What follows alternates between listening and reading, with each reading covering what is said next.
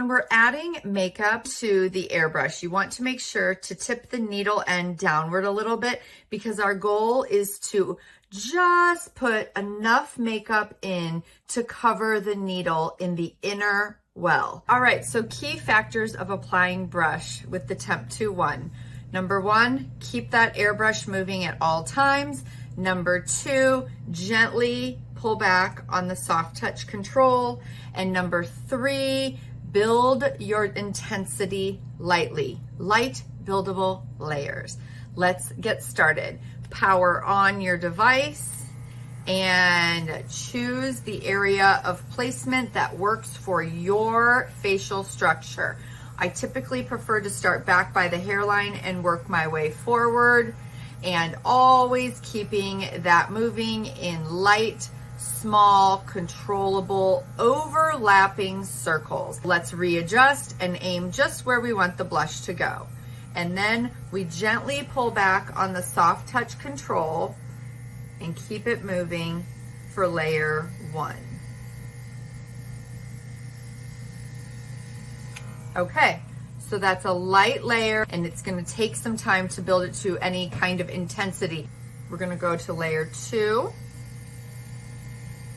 and build, and you can start seeing how it is perfectly blended and it just sits right where I want it. But I don't go overboard on each layer. I let them dry so that I can reassess. Okay, now what happens if there's a little bit of an over application? Do not panic. Grab your favorite soft, fluffy, synthetic bristle makeup brush or a makeup sponge and blend that out before it has a chance to dry. And then once you go over it to blend it with your next layer of airbrush, everything will be fine. All right, let's turn this back on and we'll go layer 3.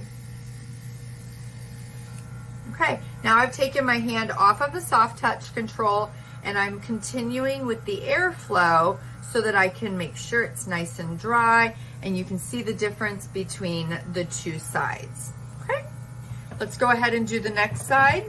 Again, keep it moving. Soft touch control gets lightly pulled back. Then I'm letting go and I'm drying in between layer 1 and layer 2. Layer 2 is going on now. Always reassessing to make sure I don't have airflow going into my hairline or on the tip of my nose. And this is going to be layer 3.